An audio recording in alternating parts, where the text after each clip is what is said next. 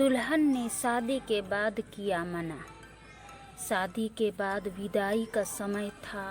नेहा अपनी माँ से मिलने के बाद अपने पिता से लिपट कर रो रही थी और वहाँ मौजूद सभी लोगों को भी आंखों में आंसू थे। उस समय नेहा ने घूंघट निकाला हुआ था और अब विदा होकर ससुराल जाने का समय हो गया था। तो जैसे ही नेहा रोती हुई कार में बैठने लगी तभी उसकी छोटी बहन रोती हुई उससे दोबारा लिपट कर रोने लगी। तभी गाड़ी के पास खड़े नेहा के पति अविनाश से उसका दोस्त दिनेश कहता है, अरे यार अविनाश, यहाँ से घर पहुँचते ही सबसे पहले होटल अमृत बाग पहुँचकर एक बढ़िया सा खाना खाएंगे, क्योंकि यहाँ मेरे ससुराल में तो एकदम घटिया खाना था। ऐसा खाना तो हमारे यहाँ कुत्तों को भी नहीं खिलाते। तभी साथ खड़े अविनाश के छोटे भाई ने भी कहा, हाँ यार, यहाँ तो खाना तो एकदम बकवास था और रसमलाई में तो रस ही नहीं था। यह कहते हुए तो वे तीनों ही जोर जोर से हंस रहे थे। तभी नेहा के पति अविनाश ने भी अपने ससुराल वालों की मजाक उड़ाते हुए कहा कि हाँ यार, मैंने भी मजबूरी में ही यहाँ का खाना खा लिया, वरना मैं तो ऐसे खाने को तो हाथ भी नहीं लगाता। और अब पक्का हम तीनों घर पहुँचते ही होटल अमृत बाग का खाना खाएंगे। अपने पति की मुंह से ऐसी ऐसी बातें सुनकर नेहा कार में बैठती बैठती रुक गई और उसने गुस्से में सबके सामने अपना घूंघट हटाते हुए कार के दरवाजे को जोर से बंद किया और आंखों में आंसू लिए नेहा अपने पिताजी के पास चली गई और उनका हाथ पकड़कर उनसे ये कहा कि पिताजी, मैं ससुराल नहीं जाऊंगी, मुझे ये रिश्ता बिल्कुल मंजूर नहीं है। ये बात नेहा ने इतने ज़ोर से कहा कि सब लोग उसकी बात सुनकर हक्के बक्के रह गए। सब लोग नेहा के नज़दीक आ गए और नेहा के ससुराल वालों पर तो जैसे पहाड़ ही टूट पड़ा हो। वजह क्या थी ये किसी को भी समझ नहीं आ रहा था। तभी नेहा ने ससुर राधे श्याम जी ने हाथ आगे बढ़कर नेहा से पूछा कि नहीं बेटी, बात क्या है? तुम अचानक ही शादी के बाद अपनी विदाई होने के समय यूँ शादी का नामंजूर क्यों कर रही हो? तभी नेहा कुछ देर चुप रहने के बाद अपने आँखों में आंसू लिए अपने ससुर से बोली कि बाबूजी, आपको पता है मेरे माता पिता ने अपने सभी सपनों को मारकर हम सभी बहनों को इतना पढ़ाया लिखाया और काबिल बनाया, और आप जानते हैं कि एक बाप के लिए उसकी बेटी का क्या मायने रखती है। वैसे आप और आपका बेटा कभी नहीं जान सकते, क्योंकि बाबूजी, आपके घर में तो कोई बेटी है ही नहीं। और आप जानते हैं मेरी शादी में आने वाली बारातियों के लिए खाने पीने की एक भी कमी नहीं रह जाए।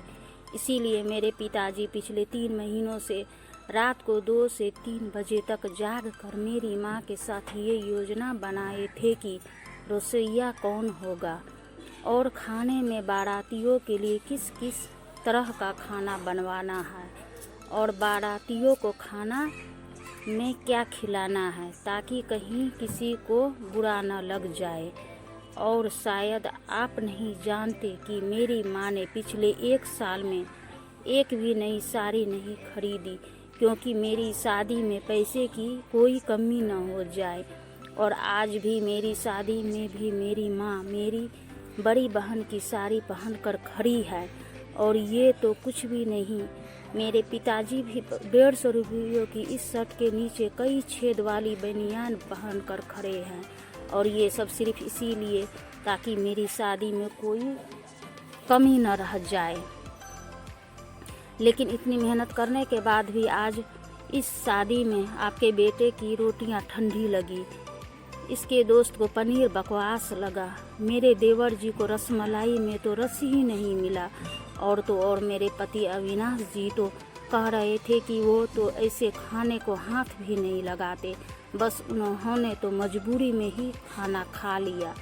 अगर सब कुछ इन्होंने मजबूरी में ही खाया है तो इसका क्या गारंटी है कि मुझसे शादी भी ये अपनी खुशी से ही कर रहे हैं। कल को अविनाश जी ये भी कह सकते हैं कि मुझ में भी इन्होंने मजबूरी में ही शादी की है। और नेहा रोते हुए अपने ससुर से भी यह बात कह रही थी कि जिस माता पिता ने मेरी शादी में दिन देखा न रात, बस शादी की तैयारी में लगी रहे, उन माता पिता को आज अपने बेटे और अपने दोस्त यूँ ज़ोर ज़ोर से हंस रहे हैं और उनकी इतनी बेइज्जती कर रहे हैं। क्या आपको घर में माता पिता की इतनी ही बेइज्जती होती है? तभी नेहा के ससुर ने कहा कि बेटी, इतनी छोटी सी बात पर तुम इतना नाराज़ हो गई। तो नेहा ने अपने ससुर की बात को काटते हुए कहा कि बाबूजी, ये छोटी सी बात नहीं है। अगर शादी के बाद मैं भी आपकी इज्जत न करूं तो आपको कैसा लगेगा? ये सुनते ही नेहा के ससुर ने शर्म के मारे अपने आंखों नीचे कर ली। तभी नेहा ने कहा, लेकिन बाबूजी आप चिंता ना करिए, हमारे अंदर हमारे अच्छे माता पिता के संस्कार है। किसी की बेइज्जती करना यह सब हमारे माता पिता ने हमें कभी सिखाया ही नहीं है। ये सुनते ही नेहा के पिताजी दयाशंकर जी ने आंखों में आंसू लिए अपने बेटी को गले से लगा लिया और उससे कहा कि बेटी, मुझे गर्व है कि तू मेरी बेटी और तू शांत हो जा बेटी, तुझे मेरी कसम, तू इन्हें माफ़ कर दे और खुशी खुशी अपने ससुराल चली जा। तभी नेहा का पति अविनाश भी नेहा के पिताजी और नेहा से हाथ जोड़कर माफ़ी मांगता है और ये कहता है, बाबूजी मुझे माफ़ कर दो, सारी गलती मेरी है, लेकिन आज आपकी बेटी ने मुझे एक पिता की इज्जत करना सिखा दिया और आज के बाद मैं हर किसी के माता पिता हमेशा इज्जत करूँगा। उसी वक्त नेहा के ससुर राधे श्याम जी भी आगे आकर अपनी बहू नेहा के सर पर हाथ रख कर कहते हैं कि मैं तो बहू लेने आया था, लेकिन ईश्वर बहुत कृपालु है, उसने मुझे बहू के रूप में एक बेटी दे दी और वो भी इतने अच्छे संस्कार वाली जी के, जो कि माता पिता का भी इतना सम्मान करती है।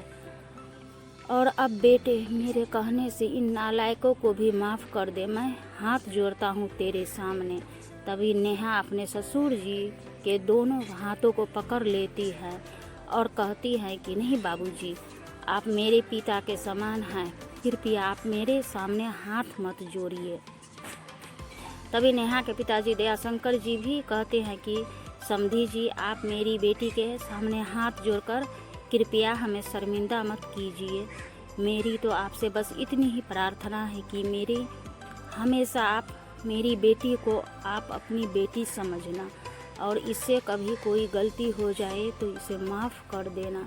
तो राधे श्याम जी ने अपने समधी दयाशंकर जी का हौसला बढ़ाते हुए कहा कि आप बिल्कुल चिंता मत करिए, बल्कि अब तो नेहा बेटी ही हमारे पूरे घर को संभालेगी और ये ही हमारे घर की लक्ष्मी है। ये सुनकर नेहा के पिताजी बहुत खुश हो जाते हैं और अपनी बेटी को खुशी खुशी विदा कर देते हैं और नेहा अब राजी खुशी अपने ससुराल रवाना हो गई और अपने पीछे छोड़ गई थी आंसुओं से भीगी हुई अपनी माँ और पिताजी के आंखें और अपने पिता का वह आंगन, जिस आंगन में कल तक वह खूब हंसती खेलती थी। आज से इस आंगन की चिड़िया उड़ गई थी किसी दूर प्रवेश में। तो दोस्तों, बेटी माँ बाप का अभिमान वह एक अनमोल धन होता है और दोस्तों, अपनी छाती पर पत्थर रख कर वो अपनी प्यारी बेटी और अपने जिगर के टुकड़े को उसके आँख शादी करके उसे विदा करता है। इसीलिए दोस्तों, एक बाप अपनी बेटी की शादी करके वैसे ही उससे दूर हो जाता है और हमें उसका अपमान करके उन्हें दुखी कभी नहीं करना चाहिए।